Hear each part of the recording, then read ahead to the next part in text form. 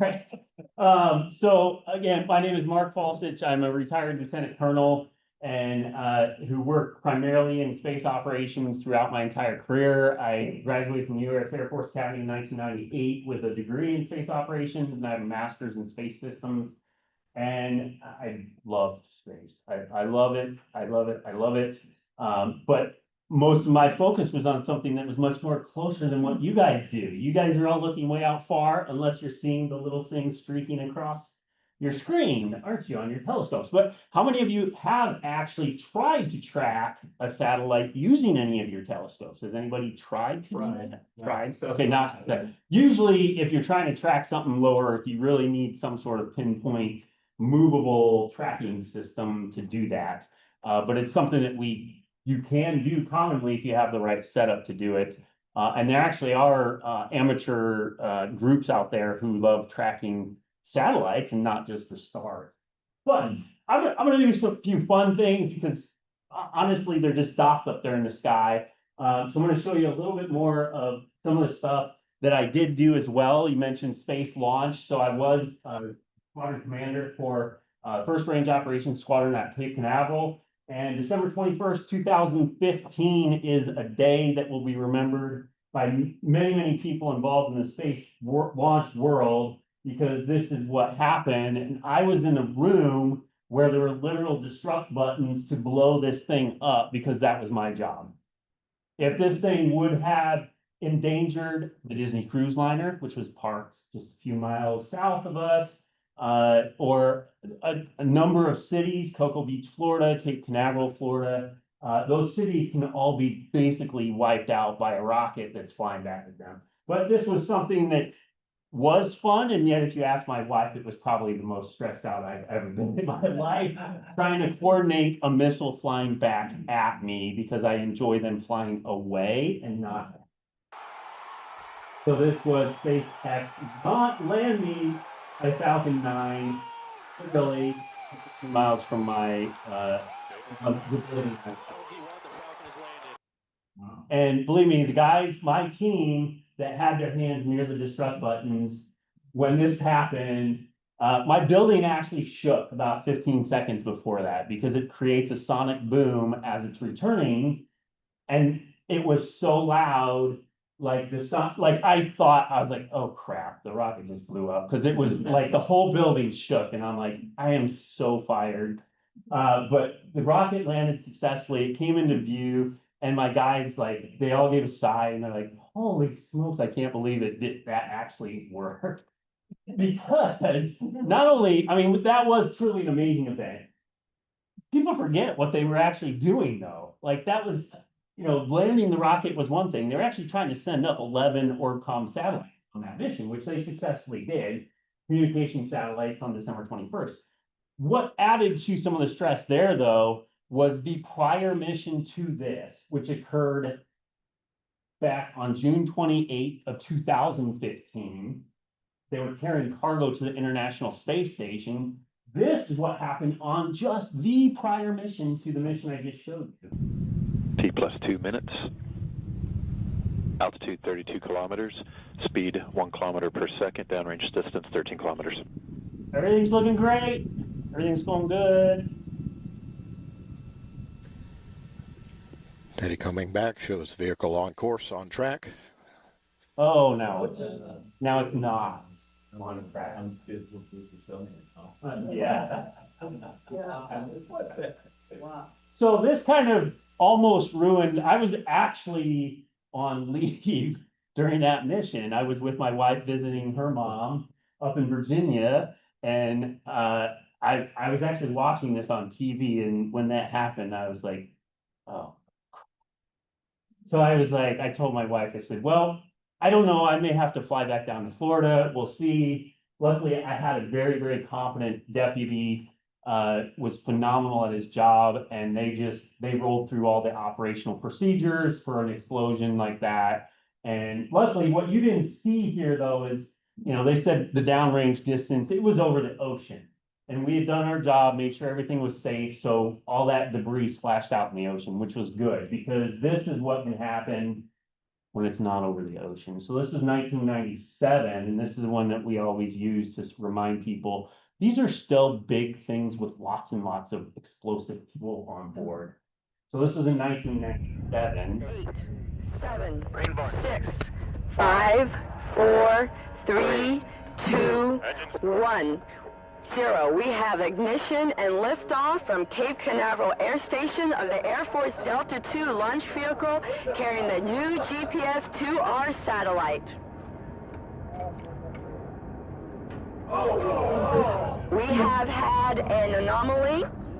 We just had an anomaly of the Delta II launch vehicle from Cape Canaveral Air Station. So this is where I work. You know, this is the base I We work. need to secure the area. Yeah. Once again, we had liftoff of Delta II launch vehicle from Cape Canaveral Air Station, and we just had a problem with the vehicle on the pad. So the Delta II rocket was a workhorse for many, many years through the 90s. It had over 100 successful launches in a row. And they literally were allowing cars to park within 500 or 1,000 feet of the launch pad because they were so excited about this rocket, like it never fails. Literally, there were probably 50 cars melted from that rocket explosion. So that's why we do what we do. So my job was, as a, you know, if you didn't understand what was going there, the team like had to throw the destruct switches. Because if you saw just briefly, part of the rocket was still going up even after the explosion had happened. So the range officers have to throw those destruct switches, and then it basically splits the rocket. We have explosives lining it up, and it opens it up like a can of worms, and it just goes. And then it hopefully, you know, we don't want it to get off base. We know we have to accept the danger on base, but we don't want it off base to the civilian population. Yeah, you have a question? Mark, quick question. Are all the East Coast rockets range destruct, or do any have flight termination systems on? So, as I was leaving, so I left in 2016, SpaceX was the first one who was starting to do automated stuff. And so by now, I'm sure a lot more of it is actually automated, but the approval process to get that going is highly political, one, and two, you know, you gotta have multiple ways to track it. They still have people on the human side of it that can track it, and they're making sure they do all the procedures. But there are automated flight termination systems on some of the rockets. I don't know the latest since I've been out of the business for a little bit. But yeah, so that one's always our favorite one to show when you're like, don't think these are just easy things to launch. The Delta II, is that a solid fuel rocket? So it's liquid in the center, and then you saw 9 motors around it. Those were all solid motors on the outside. So it has a ring of 9. And those solid motors, yeah, they come down and Is they're. it, those the fireballs or? Most of it is the solid fuel that's already been ignited, and it just keeps burning. And when a piece of that lands on your car, say Yeah. goodbye to your car. I can't imagine all the insurance companies who are like, what? You parked your car where? Okay. So I know that those are fun, but I know what you guys do. You love to look out into space, and I think that's phenomenal. But you're wanting to know, what is this impact going to be to your stargazing when we launch more and more satellites? But so how many of you know a little bit about how orbital dynamics work, other than when you're stargazing? I know you're looking at what are the most common things. You're looking at declination or right ascension. You're trying to find that. So when you're talking about a regular satellite orbiting the Earth, we use these. Kepler created this system back in the 1600s, and brilliant dude. And so we're just going to show you real quick. So the things that I need to be aware of when I'm trying to track a satellite is, one, how big is this orbit? How big is the racetrack or the circle? And then I need to go, well, is it a circle or is it more of an oval? So that's called our eccentricity, because most of our there is no satellite that's a perfect circle. And then how tilted is it compared to the Earth's equator? That's our reference frame that we use. And then we do use a right ascension, just like in stargazing. We pick that first point of Aries that is a dead point in space that we can stare at, and then we kind of rotate our racetrack. And then we need to know where, what we define as the closest point to where it is closest to the Earth. That's argument of perigee or periapsis. And then where is the actual satellite on its racetrack? I call it a racetrack because it looks like a racetrack. So your satellite's always going around in that little circle. Now you have a lot of little perturbations because the Earth is not a perfect circle. It's kind of oblong. And then you also have the moon and other third body problems and things and atmospheric disturbances that can upset the location. So that's why we have to constantly track this. Why does this matter? Why does this matter? Well, one, I mean, I had to use GPS to get here because I was driving from Plymouth, and that's a vital resource to everybody for many reasons. But why does this matter? Have you ever tried catching a speeding bullet? These things are traveling extremely fast. Why do we have to put it on a very powerful rocket? Because they need to get going really fast so they don't decay and come back into the Earth. So ever try catching a speeding bullet? Well, Chinese, thank you. Back in 2007, decided we're not going to try and catch the speeding bullet. We're going to try and hit a speeding bullet with another speeding bullet and just see what happens. This is what happened. So it's not. So that was, and you barely saw it. There was one little dot and it goes boom. And then this was a satellite called a Faulstich. It was a Chinese weather satellite that's no longer being used. And they purposely blew it up. Now, if you do this and you're smart about it, then all that debris comes down and you don't have to worry about it. But if you're not smart about it, you blow it up at an altitude that say, oh, I don't know, the International Space Station goes through. So after a little while, that's what your debris looks like. It doesn't look like it. Once you rotate it, it hits the spot. Going right through the cloud of debris. Now, that's just to give you that one situation. Now you're looking at all your space objects and seeing it's getting a little bit more. Obviously, these icons are scaled up 800,000 times. And that's the problem.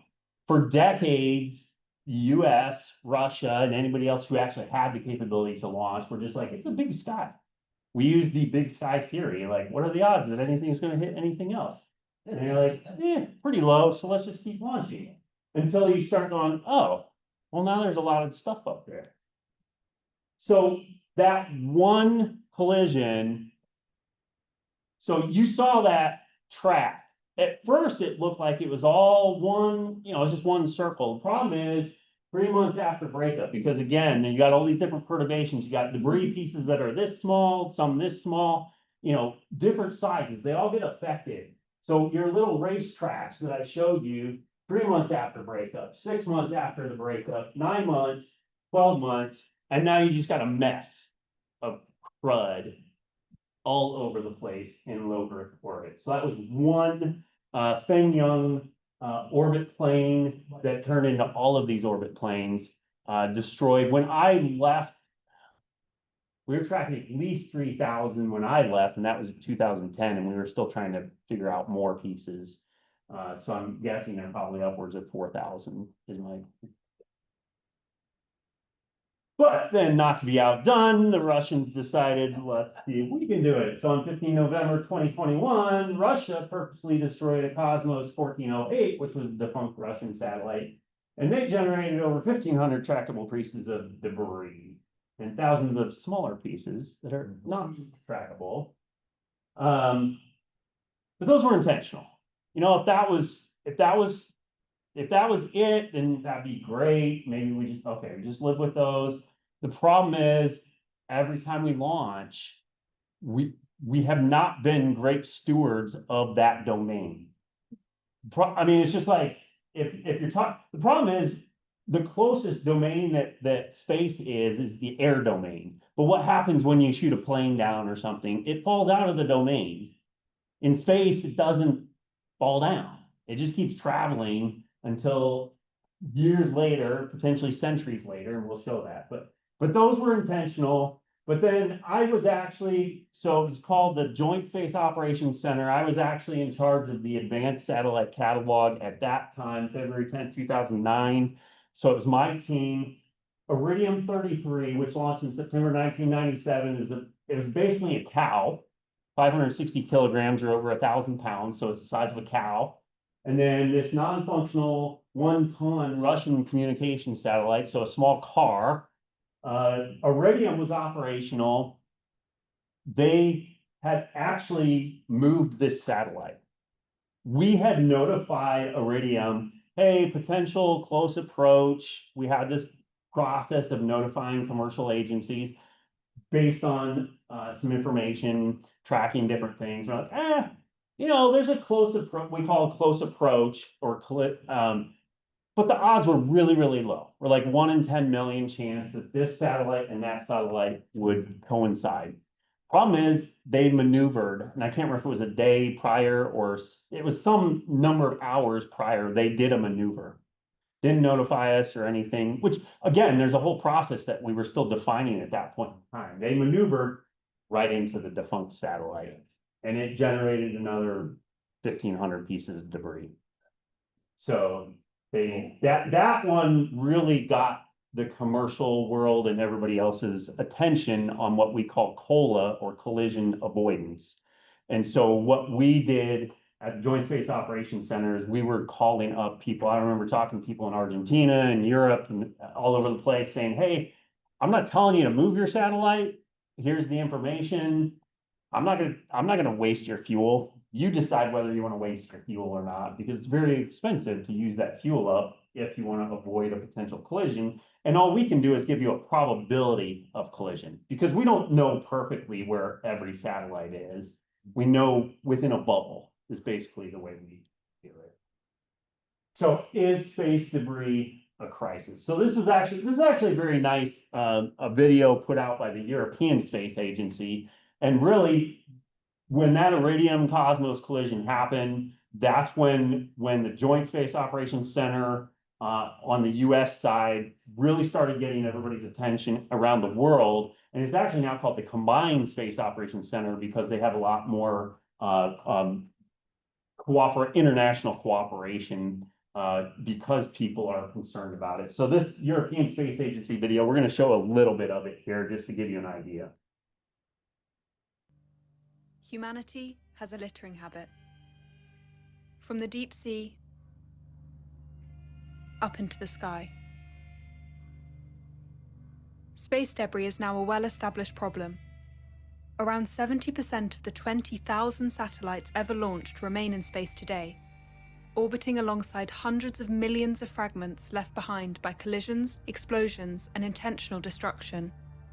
And the outlook is worsening year on year. For each satellite, ESA has to perform twice as many collision avoidance maneuvers than it did 10 years ago, with some operators reporting 2 such maneuvers per month per satellite. But the challenge we face now is nothing compared to what is to come. A new era is here, the commercial space race. Access to space has become faster, easier, and cheaper, and vast constellations of satellites are dominating entire orbits on a first-come, first-served basis. Current predictions indicate that by 2030, the number of active satellites orbiting our planet could reach 100,000. Every additional satellite burns new rocket emissions, increases collision risks, and stains the skies for astronomy. Humanity's exploitation threatens a common inheritance, a common benefit, a cycle we are not unfamiliar with. International regulations and space debris mitigation measures are limited, and we are only just beginning to see the consequences of this new, complex, and unregulated mix of institutional and commercial space activity. So, is this a crisis? In some orbits, yes. Above 800 kilometers, we cannot rely on the atmosphere to pull down debris for disposal. Once these high-altitude orbits have been littered with shrapnel, there is no going back. The problem is cumulative, and, with our current level of technology, irreversible. Application-specific orbits, such as the geostationary ring, are simply irreplaceable. The satellites that enable our modern lives are at risk.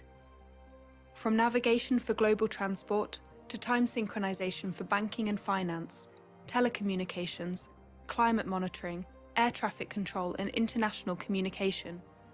We need space now more than ever to address the climate crisis and predict extreme weather events. Sudden damage to these satellites could lead to blackouts and breakdowns with unforeseen consequences. A catastrophic chain reaction is not just a possibility, it is already underway. In some orbital regions, our behavior really could see us run out of space. All right. So, I mean, I want to have fun with you guys, but it is a serious concern. And certainly for you guys for stargazing, seeing those things flash across the screen can certainly detract from your ability to get the information you want to get.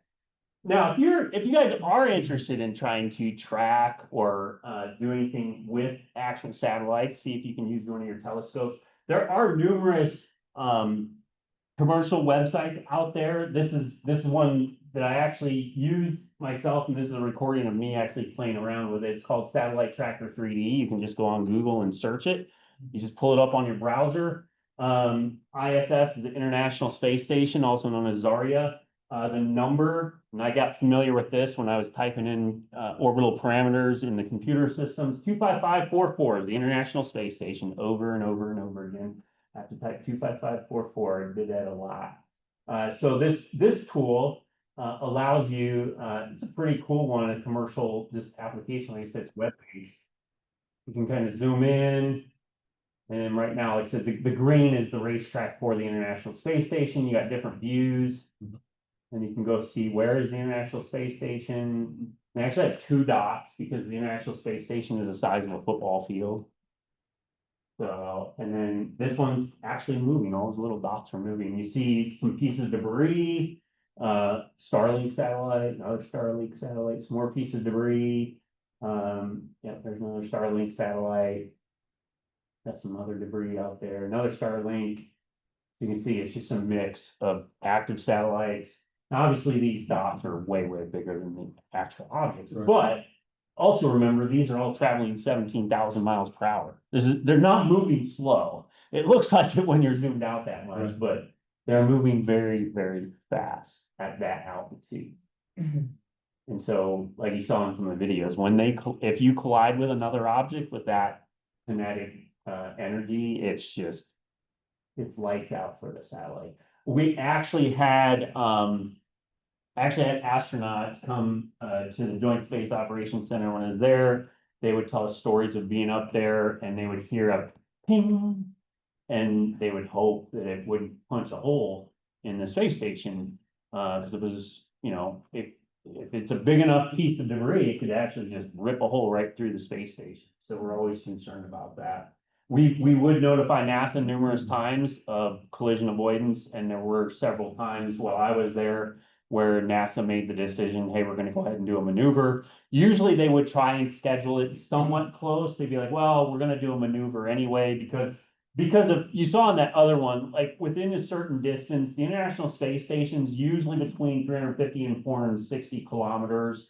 And so you saw that they slowly decay. Even though we think space has no atmosphere, there actually is atmosphere out there, and it's slowly slowing objects down, and which is why they slowly decay, but they'll boost it back up into a higher altitude sometimes. All right, so the video told you about the commercial space race. And this graph, I think, depicts it in extreme terms. So 1959, we start launching Russia and the US, and we're basically launching primarily defense stuff. We start getting a little NASA and civil stuff. And then it's not until really 90s when the commercial world's finally like, maybe I could do something here. They did it for a little bit, starting to make a little bit of an effort, but now what they found is it's cheaper for them to build small satellites, really cheap small satellites, put them up in a low Earth orbit and put 1,000 of them up there, like Starlink. They're just going to put 1,000 of them up there. I think actually they're they're like 10,000. I think they're working towards 10,000. And the video said it's first come, first serve when it comes to the space. Now, the one thing you do have to do is you got to deconflict frequencies. And there is an international body that does some of that stuff with the frequencies. But as far as the space right now, there is no like regulating body internationally that says, maybe you shouldn't go there. The only place that it does happen, so this is all payload traffic up to from 200 kilometers up to 1,750 kilometers. What they call the geosynchronous belt, what they showed briefly in the video there, that belt means, how many of you have ever had direct TV dishes or anything on your house? Aren't you glad you don't have to move the dish around all the time? Why is that? Because the satellite is in what we call geosynchronous orbit. It's moving the same rotation rate as the Earth itself. So as the Earth rotates, it basically looks like it's staying in the same spot. So you don't have to move your satellite dish, which is really, really useful if you want to commercially develop a product. But geo is the one place where they do regulate it, because those slots, geosynchronous has to be over the equator.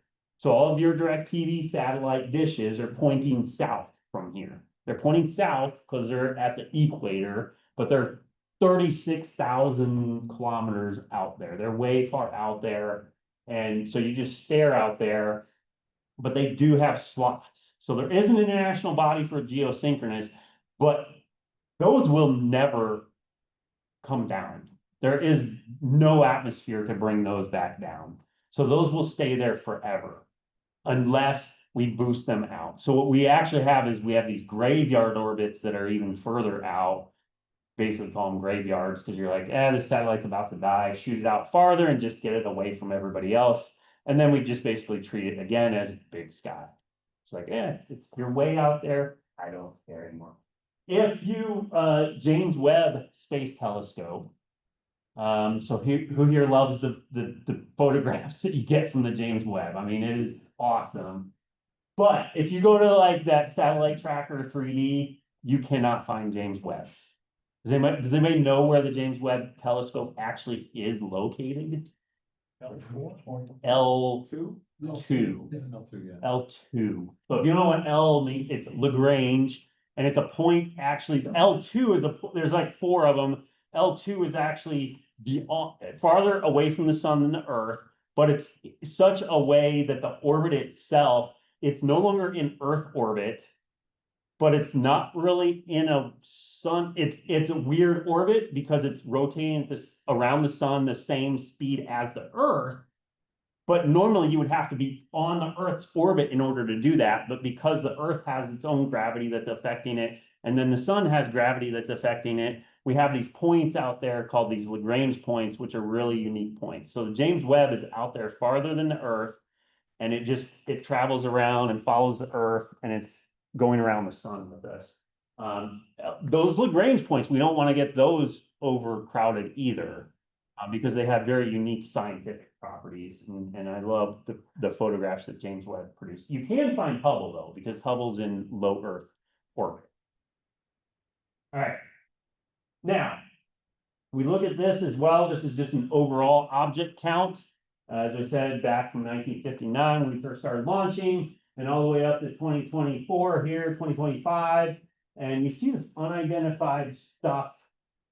That's what keeps us busy and up at night, because honestly, there's some machine language stuff that can help us, but I mean, I sat there with our analysts and I would do it myself sometimes, and you're just looking at dots on a screen. And you're like, I think that dot, and that dot look like they go together. Let me see if I can make an orbit out of it. And then I go tell people, see if you can track something. If you do, then maybe I'm getting closer. Sometimes I'm wrong, sometimes I'm not. But before we can actually take an unidentified object and make it identified, you got to track it enough that we're like, yep, I'm confident I've got some sort of piece of debris. We also want to try and figure out, where did that come from?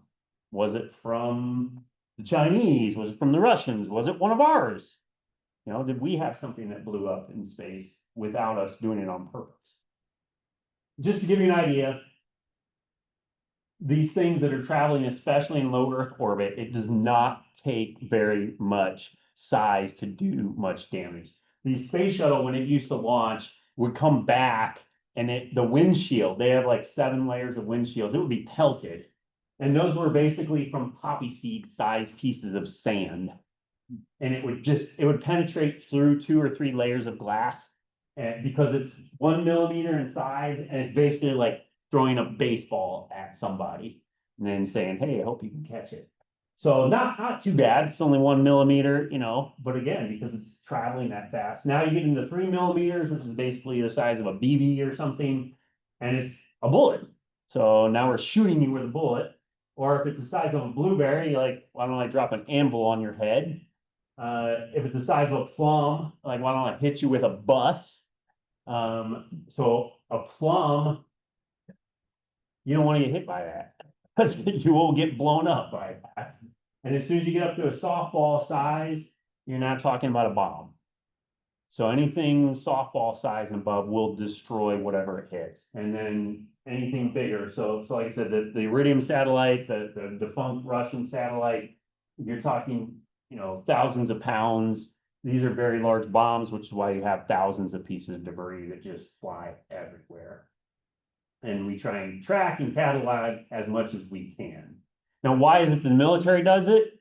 Because honestly, if it was just, you know, all this commercial stuff from a military perspective alone, I'd be like, look, I just want to defend my nation. Let the commercial world do what they want to do.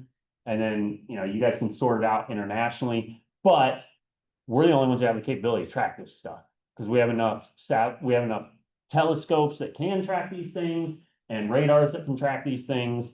So the military ends up being the one who actually provides this data to almost everybody. So is it really that bad? So here's an idea. SpaceX between December of 2022 and May of 2023 conducted approximately 25,000 collision avoidance maneuvers because they have that many satellites up there. So they're constantly getting data and they're going, maybe we should move this so we don't run into something that could blow my satellite up. Now, they have enough up there that if they lose one, they don't care. But again, trying to be good stewards of a domain that we really have no way of cleaning up. As much as we want to say, hey, why don't we just go clean it up? Like, let's go have a beach day. We would do that down at Cape Canaveral. We go walk on the beach and we clean up the beach from the trash. We can't do that in space. We don't have the capability yet. We just do not have the capability to go pick up trash. We'll just go send something up there and just pick it up. I'm like, again, you are trying to dock with a speeding bullet.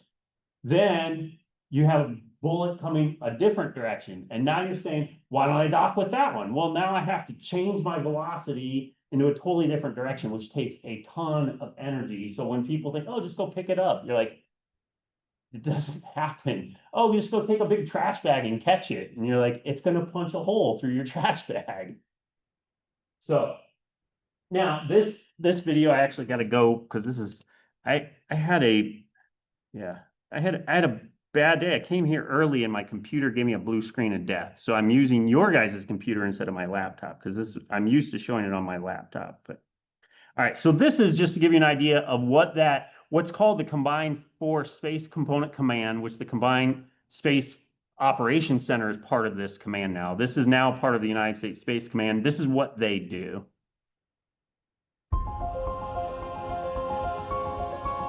So I would have been a part of this had I been there at that. It's called a different thing. But I worked at this location.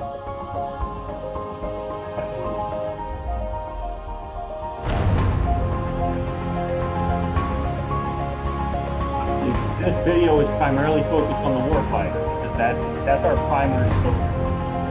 But we also provide the domain awareness for our commercial partners.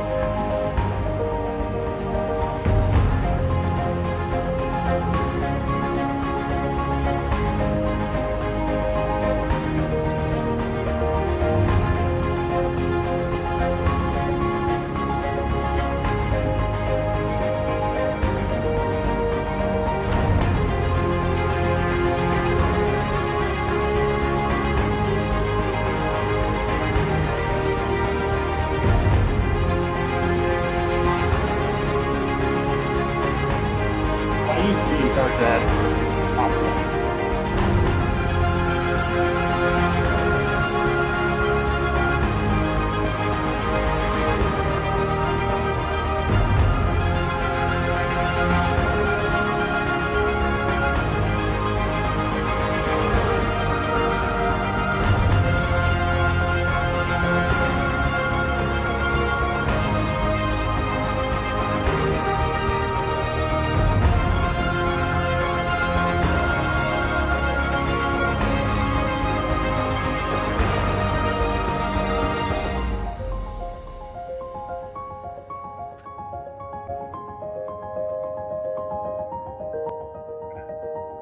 that is the Combined Force Space Component Command. Like I said, my last job at the Pentagon was writing up a lot of the stuff that basically ended up creating the Space Force. Because I was assessing threats and telling the higher ups, the White House, what the threats were, what the capabilities were, and is this a warfighting domain? As you see, Russians and Chinese are blowing stuff up in space. We definitely need to be able to protect that stuff because how many of you have a credit card? How many of you know if a GPS isn't there, your credit cards won't work anymore? Why GPS? Because they showed on a video timing signals. Where does the world get their timing signal now? For free, GPS. Around the world, you can know within a second what time it actually is because of GPS. If we lose that capability, you can't use your credit card because your banking transactions are all timed. They show that big screen of all these numbers and they're all timed. Everything is synchronized so precisely, and they're all using a free signal that says, this is what time it is. But if we don't have that, everybody's gonna be having a hard day. Chess. Yeah. So, yeah, because obviously the military, we have our own systems that we are actually, the actual satellite catalog is on our own systems.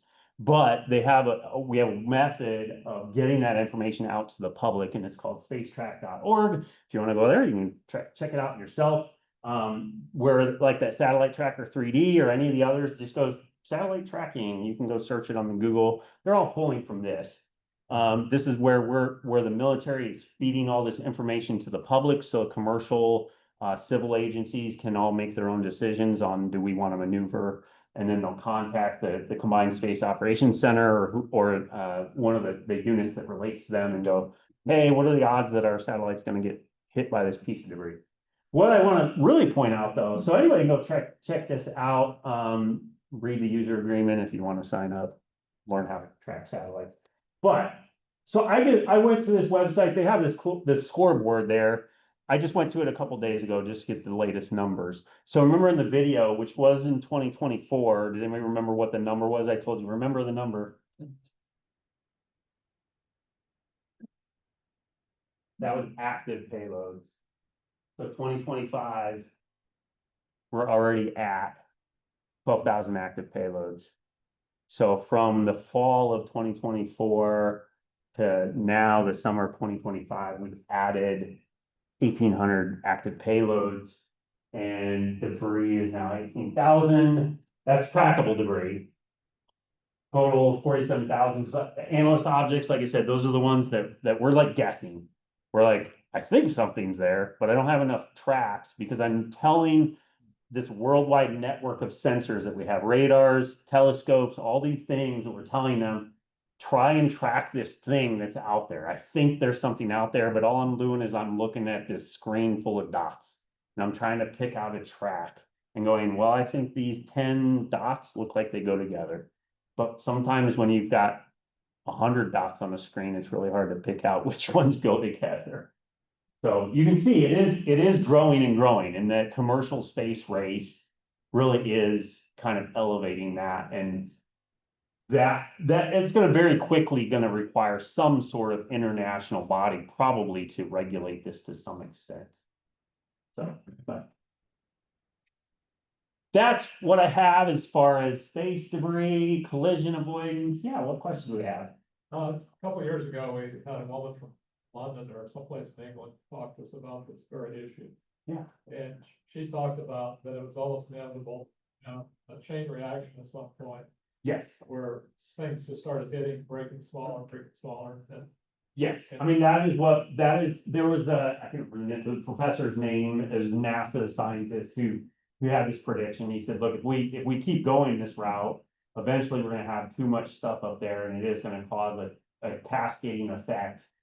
Which if you've ever seen the movie Wall-E, the little animated robot movie that they talk about this space, like they have to punch through. Well, if it was actually that bad, it would be everywhere and you couldn't punch through because you would be punched through by all the debris. But yes, it's been a growing problem and it's definitely been elevated by the small satellite world. It's the small satellite world has its pros and its cons. One is it's definitely made satellite launch cheaper. Satellites have been enormously expensive. Believe me, the politics of being in the Pentagon and going, do you want a satellite or do you want an aircraft carrier? And you're like, I don't know, I need both, but I can't steer my aircraft carrier without my satellites, but I need the aircraft carrier to actually, go blow stuff up. But those are pretty hard choices to make. Yes.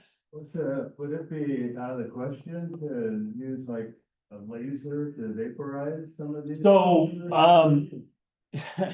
to vaporize would be very, very difficult. For low Earth orbit stuff, which is the highest velocity stuff, because actually, honestly, it's if you understand anything about orbital dynamics, the stuff that's actually further out is actually traveling slower. You would think, but there's actually less gravity out there. I mean, that's why. When we're talking, you're further away from the Earth, so you have less gravity, so you need less speed actually to maintain your orbit. So as far as vaporizing stuff, no, we're not anywhere even close to that level. There have been some NASA folks who have thought about, and I haven't tracked the latest on using photons to actually slow things down. So if I can use a laser to shoot a photon, just like the atmosphere slows things down, what if I use a laser to shoot a photon of light and slowly, it's not really been successful to this point in time though. Actually, what we've used lasers for though, I actually tested a system. We actually are trying to get better with tracking objects and debris using a combination of an optical telescope and a laser. A laser is the most precise ranging tool I can get if I can point it precise enough. So I have to get a telescope, point it at this piece of debris or whatever, and then shoot my laser at it, and then get the information back and go, hey, now I know where this thing is within literally a foot or something, depending on how precise your laser ranging is. But, optics and radars, there's always some error. So the more you can reduce that error, the better you can know where that thing is so that I can start making more orbits and turn those analyst objects into actual debris objects or whatever else. Yeah, we had one, sorry. Go ahead, I'm where. Which, does the debris go like, east to west or west to east? Mainly? So so as you saw with the Feng Yang debris, when they blew that satellite up, it eventually spreads. But when you're talking about, okay, which way is an object orbiting around the Earth? Well, a lot of them are actually going north-south. Okay. So we have all various forms of orbits depending on what we want to do with them. If I want to see all of the Earth, then I need to go north-south. Okay. If I want to see a portion of it, like Starlink, they want to cover the whole Earth. But a low Earth orbit satellite's got this racetrack and it's only staring down, it's going, and you see it. That's why they put 10,000 of them up there. And they're like, well, I've just blanketed the sky so that if you have a cell phone that can use Starlink, it's like literally I can see a Starlink satellite all the time. Just like GPS, GPS uses a different method. They're actually out farther. So at least GPS is not in the orbit, the lower orbits where there's so much commercial stuff going on. They're actually in what we call a semi-synchronous orbit. So I told you geosynchronous is, or the Earth's rotating and the satellite rotates with it. Semi-synchronous is 12 hours instead of 24 hours. So they go around the Earth in 12 hours. But GPS was a very unique, very cool system, the way they do it. It's actually a very weak signal, but we can detect it underneath in the background noise. It's really, really cool. So, yeah. So early on in your presentation, you had that table that showed the size of the objects that you could track. So I don't know if I remember right, the plum size, was that the first that we can track? I'm not going to comment any more than what the table says. So I will show you the table. So okay, it's backed up. Yeah, I can't. I will not comment beyond this. Okay, 5 centimeters of the plum. You just took my question away. You right. comment. There you go. But we can see those objects. I won't comment. somehow we figure it out, right? Yes. Yeah. I'm not gonna get it out. On one of the nearby graphs here, you had like commercial and military Yes. satellites. There was a category of amateur. Yes, Yes. and radio.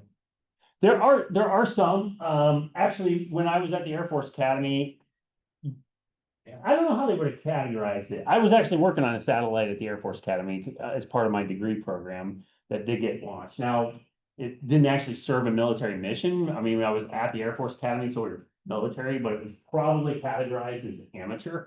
There are, that one might not, but there are other universities that These are will like launch stuff. university projects. Could be university projects, it could be other projects, that are, yeah, some other ham radio type radio, stuff, yeah, yeah. Just put up many. Yeah. I'm not really sure how many.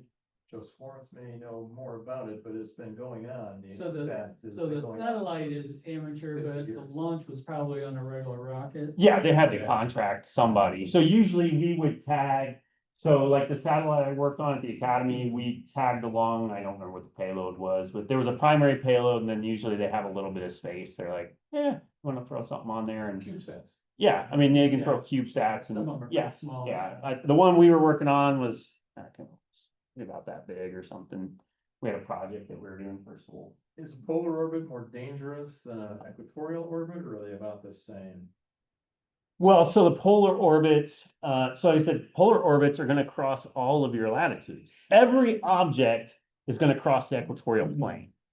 So as far as, yeah, if hardly anybody except for maybe a country who actually lives on the equator is gonna put a satellite in an equatorial low Earth orbit. Everybody wants the equatorial geo orbits because that can see 1/3 of the entire Earth with a geo orbit. But low Earth orbit, if you only put it on the equator, the only countries that are gonna see it are on the equator. So most of your satellites, in fact, it requires a ton of fuel. So every time we launch from Cape Canaveral, Florida, minimum, Cape Canaveral is located at a latitude of 23 degrees latitude. And so minimum, the tilt is 23 degrees unless I expend a ton of energy, which I have to do because we launch from Cape Canaveral to go out to geosynchronous orbits. We have a launch site on the West Coast, Vandenberg Air Force Base. Those are the ones that we do most of our polar orbits on, because there we can actually launch to the west instead of east. We have to launch east out of Cape Canaveral because we don't want to launch over land, because you saw, if something bad happens, you want it to splash in the water, not over people. So the Go Series program has produced, in Fort Wayne, has produced the last 4 that were put in orbit. Those came out of L3 Harris. Yeah, yeah, you talk the GOES satellites. Those satellites since the early 90s here, so it's not just the last 4. Right. Well, Those are the ADI those I was involved. Yeah, Yeah. yeah. You didn't work. So GOES is for those is a weather satellite. Plus Chris Yeah. program also. That's fun. That was polar orbiting. Yeah, so that would have been launched out of Vandenberg Air Force Base. It's still, Yeah, for most of your weather satellites, you're gonna be launched out of there. Because the other thing you can do, the unique orbits that are really nice are what we call sun synchronous orbits, which again, there's all these parameters and perturbations, but you can sync it up so that a satellite is going over, and weather is very important. You wanna know the same time of day over the same location at all the time, so that you have consistent shadows. You can tell a lot more information if you have consistent shadows. So that's why we have what's called a sun synchronous orbit. So you're going around and it's rotating and going around the Earth as the Earth's rotating, and there's a lot of fancy calculations that go with it, but basically it allows you to keep the same shadow angles all the time. Is Gravity your favorite movie? Is Gravity my no. I actually like The Martian. The Martian was actually pretty good. Gravity had this. Yes. Buildup of debris every 90 Yes, seconds going around. yes, yes, it was, I don't know that I would love to be out there orbiting in my spacesuit like that, though. Yeah. Did it, George Clinton. Yes. So when you're tracking satellites or objects from the ground, a ground station, whatever like that. Does the speed of your tracker have to change depending on its relative angle, like it's coming over the horizon? Your apparent Yes. distance. So It gets very complicated, doesn't it? Because it's going. absolutely. You saw the big optical telescope was, I mean, it's moving, you know, because you get a 15-minute, if you're using an optical telescope, we're tracking basically one object at a time. We have a lot of what we call phased array radars, which can track hundreds, thousands of objects. But those are primarily for your low Earth objects, but they're just gathering data. It's radar signals going out there and it's pinging back and it's just throwing it all in. And then that's like I said, that's why I'm staring at a screen with 100 dots on it and you're like, you know, and sometimes I'd have to adjust the International Space Station orbit and you go, well, I know the track of the International Space Station pretty well, but sometimes they would get an anomalous track from something else and it throws it in there. And then as an analyst, you would go in there and you're like, that is not the internet, you know, that's some other junk that got thrown into the barrel for the International Space Station. So we'd actually cut objects and we would cut tracks out. We'd be like, that's not the International Space Station because here's the International Space Station. And you threw this object that you tracked and you said, that's part of the International Space Station. Like, no, it's not. You'd have to continually ping that object to figure out its relative. Yes, so motion. this is what people don't understand. I mean, when you're tracking air traffic, we have radars all over the place that are like constantly giving information. Where's the airplane? Where's the airplane? Where's the airplane? We have to do the same thing, but we are looking at outer space, all of outer space, and you're, you know, around the Earth. And so, and yes, the debris isn't maneuvering, but atmosphere is affecting that in ways that are sometimes unpredictable. Because the way the sun is you know, when you guys are monitoring solar flares and different things in the sun, that affects the expansion of the atmosphere, which changes how it affects how quickly things are changing in their orbit. So there's a constant feedback process that has to go on. So we can't just say, oh, hey, you know, we're done. You don't have to track it anymore. Like, no, I have to update my tracks like all the time. I assume they talked about maybe putting things further out, more that are out of the belt. And sounds like there's probably problems with that in itself, more fuel and. Every orbit has its own special parameters. Like I said, geosynchronous, I can just stare at it, but those are very valuable and they only exist on the equator. And so, you know, a country who lives on the equator is like, that's right above my country. That's my spot. And then you get into these international negotiations, you're like, no, it's not. Well, that's what Russia and the US did. They're like, no, it's not because you don't have the capability to put something up there. So I put my stuff there. Now the international community is like, yeah, I have the capability to put stuff up there now. Like, I want that spot. So there's, and then semi-synchronous where GPS is. But there's so much, those are usually bus-sized satellites. You're talking the size of a bus out there geosynchronous.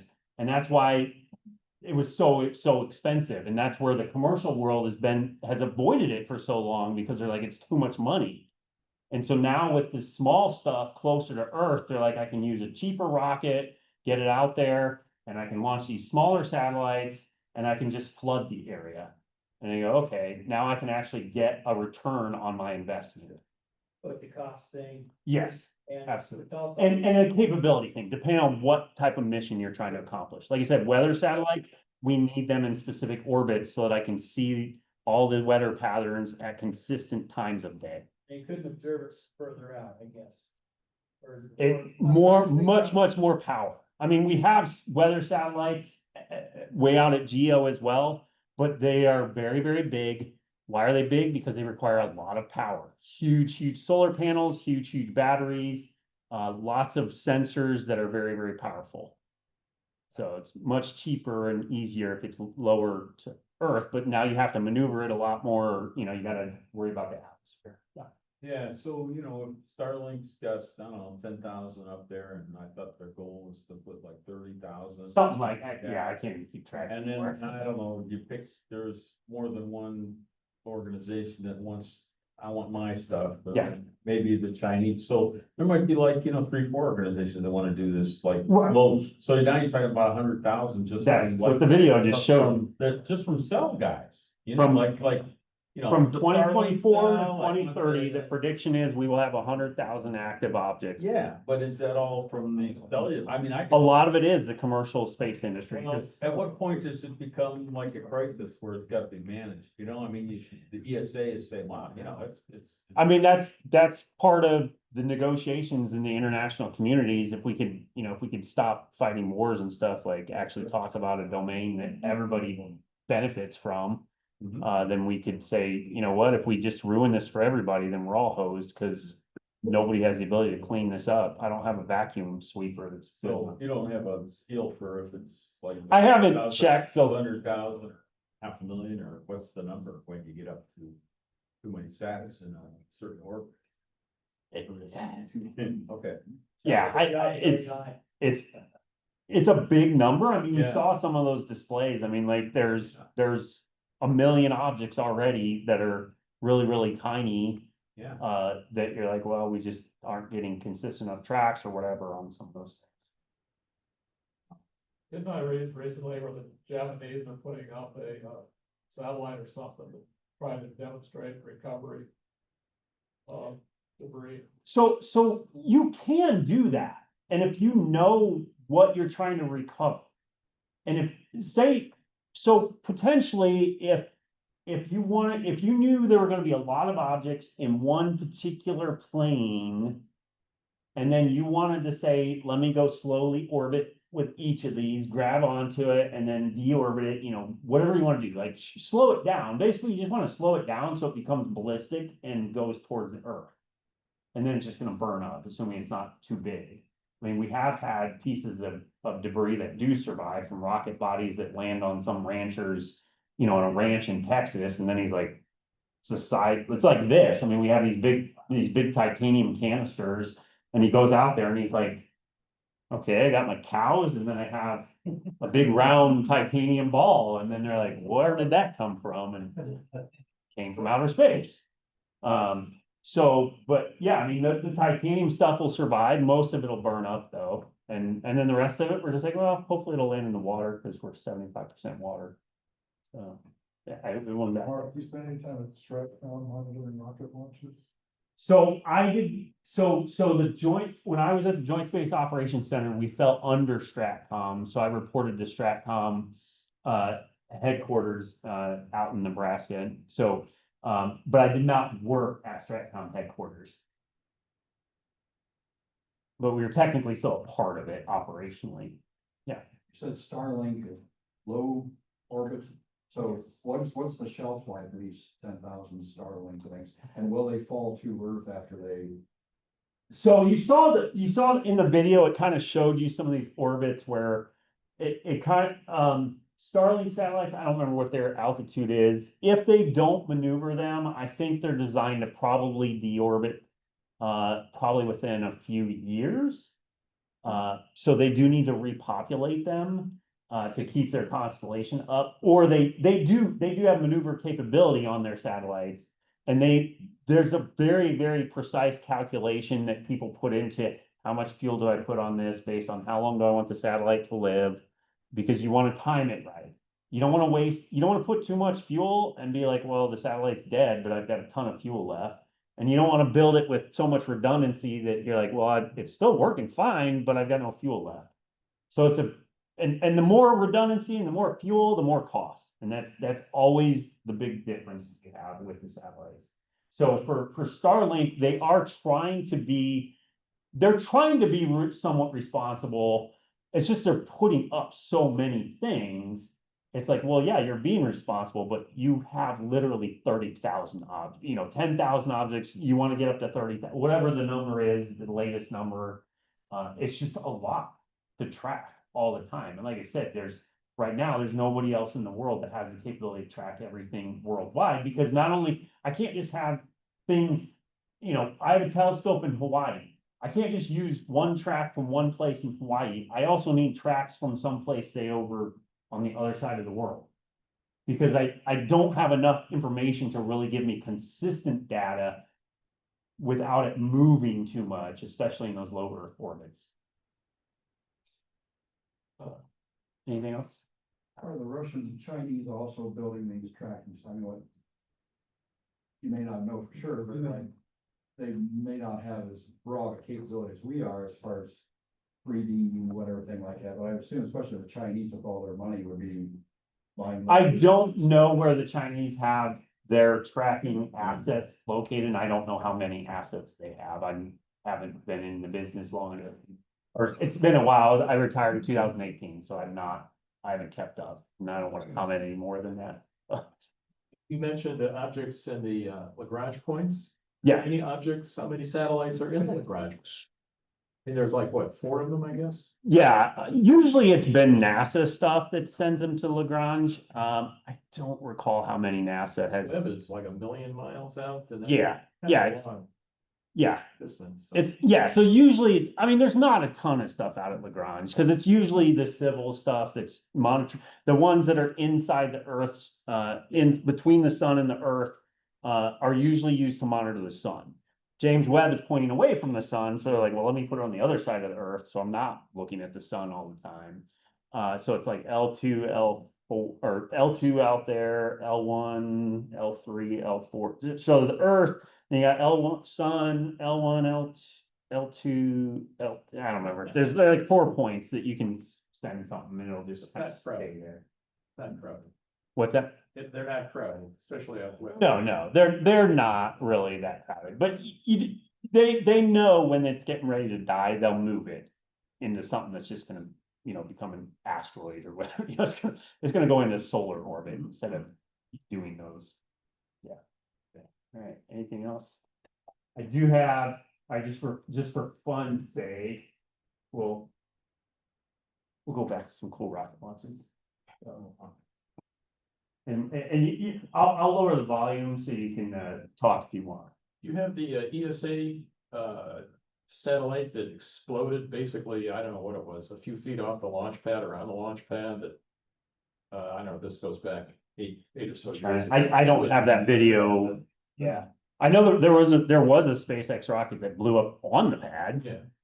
But that one, I mean, actually, that was actually not as bad as, you're up 11 seconds like the Delta rocket. Now you're versus like here, you're like, oh, there, I blew up. I don't have any velocity.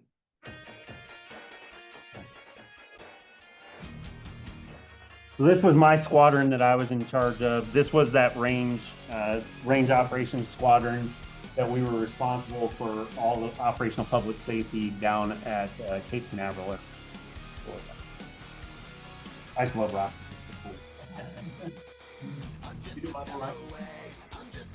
I don't anymore.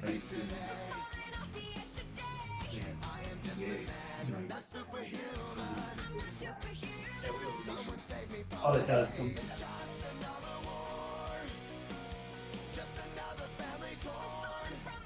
So some other things you're gonna see in this video, when we're doing a launch, you also have to worry about what we call frequency control. When the interference from local people doing stuff, hand radios, whatever. So that we have to have frequency control analysis so that we are able to get the data that we need. It's really cool what they used to do back in the day. How they would just build the rockets and like, yeah, let me climb up. I don't think those would improve that easy.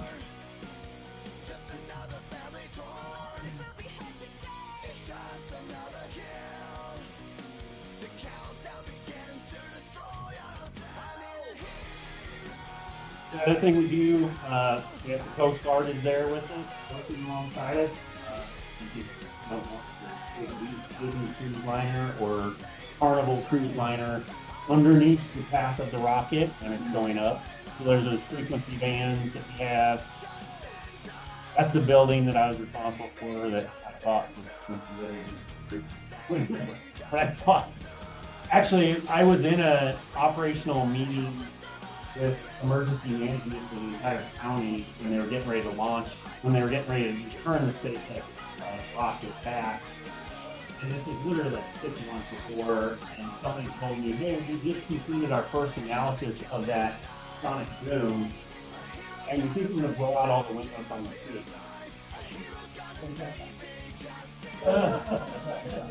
The first I had heard of it, I'm responsible for operational safety for the whole mission. And this is literally like months before, and they've been planning this mission for 5 years, and I'm like, I'm out. What? And I said, either we're not launching, or we're gonna go get some better analysts. Because we had never figured out what a sonic boom looks like of a rocket that's going backwards. Because it's the engines that are pointing down instead of the pointy when it's coming back, so you have a different sonic wave. And so they had to go out and contract some of your top MIT, I think it was MIT aeronautical engineers, and they came back and they said, well, I don't think we're gonna blow out the windows. I said, you don't think or you know? Because I can't have, grandma so-and-so watching from the window on Cape Canaveral or Cocoa Beach, and then suddenly glass is just like spraying all over them.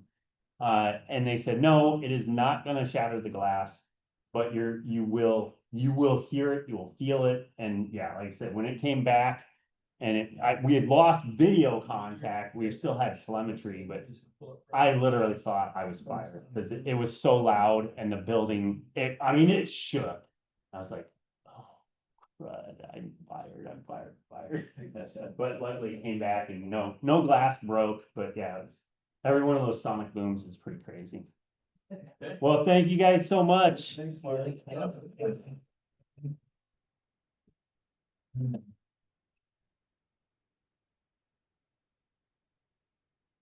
Was excellent. Thank you very much. Oh, no I'm so problem. glad you made the trip. Yeah, glad I was able to get here. I'm